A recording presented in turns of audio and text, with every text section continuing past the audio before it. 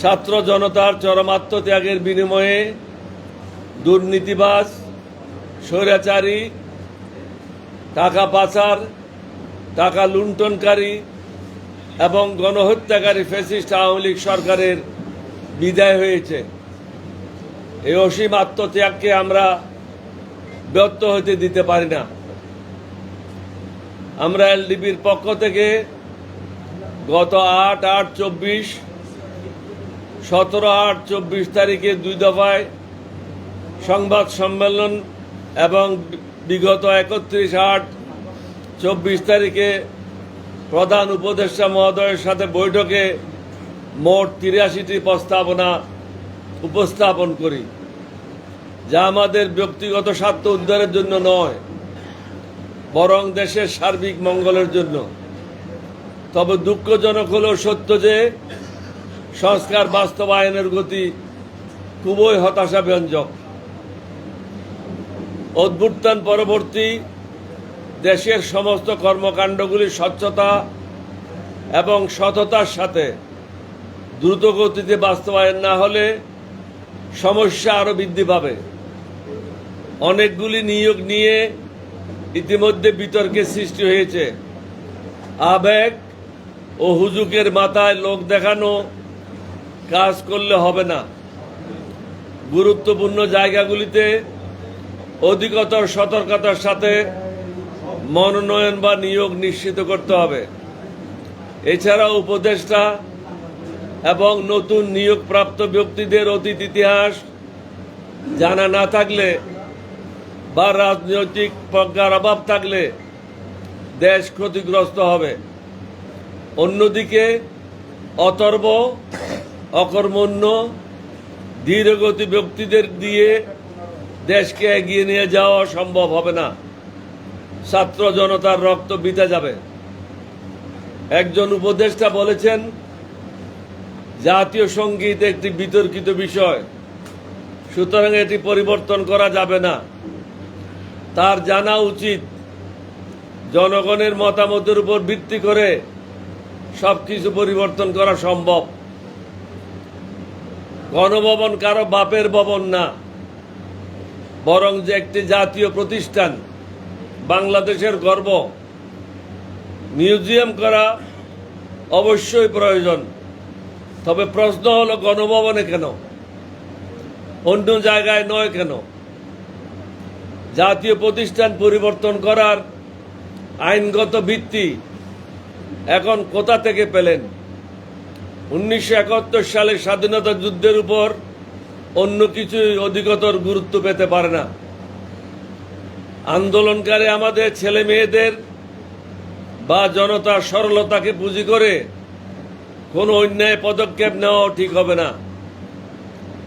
এদেশে এক নায়কত্ব স্বৈরা শাসন কায়েমকারী, গণহত্যাকারী, দুর্নীতিবাজ, টাকা পাচারকারী, টাকা লুণ্ঠনকারী, চাঁদাবাজ এবং জঙ্গিবাজের কোনো স্থান নাই।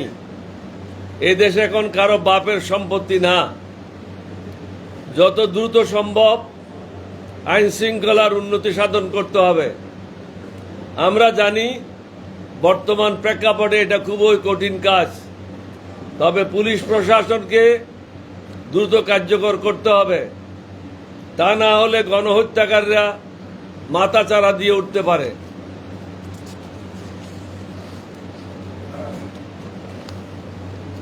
আমাদের সামনে অনেকগুলি চ্যালেঞ্জ, সমস্যার অন্ত নাই। এই চ্যালেঞ্জগুলি দৃঢ়তার সাথে মোকাবেলা করে জনগণকে স্বস্তি দিতে হবে। তা না হলে আমাদেরকে আরো কঠিন মূল্য দিতে হতে পারে। নিত্যপণ্যের মূল্য সাধারণ মানুষের ক্রয় ক্ষমতার মধ্যে নিয়ে আসতে হবে। অসংখ্য আহত ছাত্র জনতা হাসপাতালের বেডে কাতরাচ্ছে। এরই মধ্যে বন্যায় কয়েকটি জেলা ব্যাপকভাবে ক্ষতিগ্রস্ত হয়েছে। এছাড়াও বারবার মাটির দেশ হিসেবে আমরা উজনের দেশের বৈরিতার শিকার হচ্ছি। শেখ হাসিনার এজেন্ডা বাস্তবায়নকারী ও লোটা বহনকারী অনেক ব্যক্তি এখনো প্রশাসনে গাপটি মেরে বসে আছে। তাদের ব্যাপারে জরুরি ভিত্তিতে সিদ্ধান্ত নিতে হবে। 1 মাস অতিক্রম হয়েছে, এখনো পর্যন্ত এই সরকারের নড়াচড়া নাই। গুম, খুন, দুর্নীতি, টাকা পাচারকারী, গণতন্ত্র হত্যাকারী এবং চাঁদাবাজদের সকলকে আইনের আওতায় এনে যথোপযুক্ত শাস্তির ব্যবস্থা করতে হবে। চাঁদা ব্যাপক হারে সমগ্র বাংলাদেশে বিস্তার লাভ করেছে। সরকার নীরব দর্শকের ভূমিকা পালন করছে। প্রশাসনের মধ্যে দুর্নীতিবাজ, টাকা পাচারকারীদেরকে চাকরি থেকে বরখাস্ত করা এবং তাদের বিরুদ্ধে দুর্নীতির তদন্ত করা খুবই জরুরি। সর্বোপরি দুর্নীতিবাজ একজন ব্যক্তি এখনো পর্যন্ত দেশের 1 নম্বর আসনে বসে আছে। এটার কোনো যুক্তিসঙ্গত কারণ নেই। সংবিধানের দোহাই দিয়ে যারা তাকে এই আসনে বসায় রেখেছে তারা পক্ষান্তরে ছাত্র জনতার আত্মত্যাগের সঠিক মূল্যায়ন করছে না। শেখ হাসিনা সরকার অবৈধ ক্ষমতা কুক্ষিগত করার স্বার্থে দেশকে ভারতের কাছে নতজানু করে ফেলেছে। আমরা ইচ্ছা করলেও প্রতিবেশী বদলাতে পারবো না। সুতরাং উভয় দেশের সম্পর্কের স্বার্থে অনতিবিলম্বে সীমান্ত হত্যা বন্ধ করতে হবে। আমাদেরকে আত্মসম্মান ও মর্যাদা নিয়ে প্রতিবেশীদের সাথে আলোচনার মাধ্যমে যৌথ নদীগুলির পানির ন্যায্য হিস্যা নিশ্চিত করতে হবে। এছাড়াও ভারত মনে করে তারা আমাদেরকে 3 দিক থেকে ঘিরে রেখেছে। তাদেরকে আমরা স্মরণ করে দিতে চাই, আমরাই বরং তাদেরকে 3 দিক থেকে ঘিরে রেখেছি। তারা আমাদেরকে ঘিরে রাখে নাই, আমরা তাদের 3 দিকে ঘিরে রেখেছি।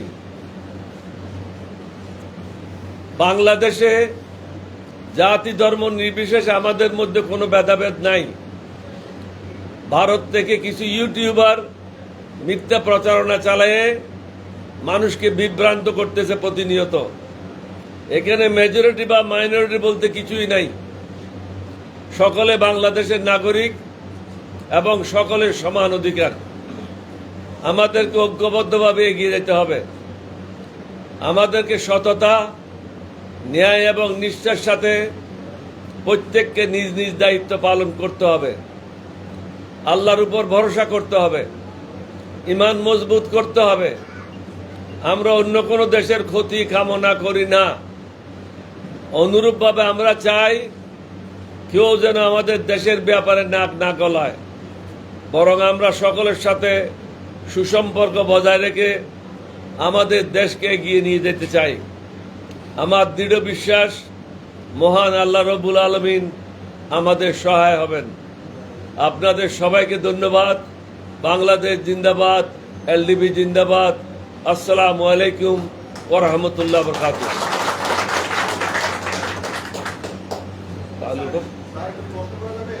হ্যাঁ, অবশ্যই বলেন।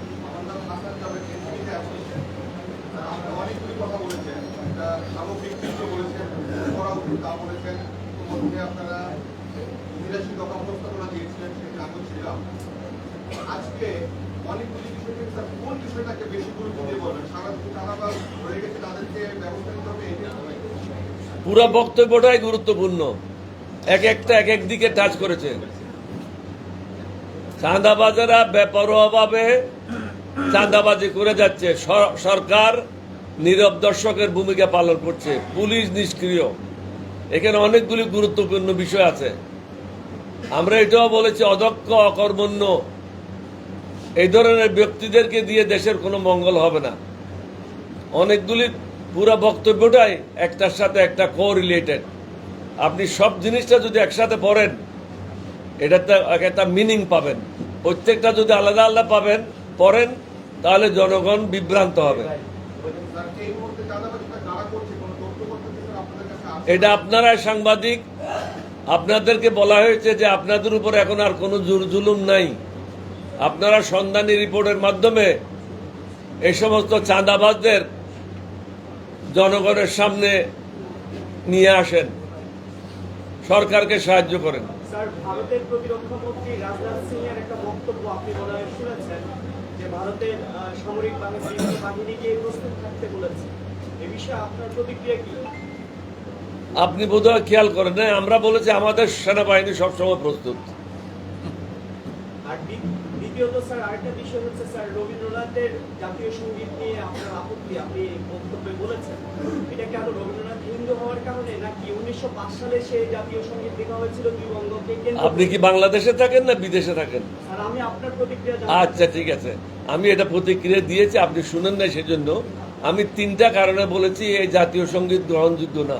1 নম্বর হলো, এটা যখন বানিয়েছিল তখন বাংলাদেশ স্বাধীন হবে এই ধরনের কোনো সম্ভাবনা ছিল না, সুতরাং এটা বাংলাদেশকে নিয়ে এই গানটা রচিত হয় নাই। 2 নম্বর হলো, বাংলাদেশের কোনো নাগরিক এই গানটা রচনা করে নাই। 3 নম্বর হলো, এই গানটাতে সুরটা নকল করা হয়েছে। সুতরাং এই ধরনের বিভ্রান্তিকর জিনিসগুলি নিয়ে যদি জাতীয় সঙ্গীত হয় তাহলে এটা আমাদের সমগ্র জাতির জন্য অপমানজনক। Thank you. আরেকটা প্রশ্ন, যে সেটা আপনি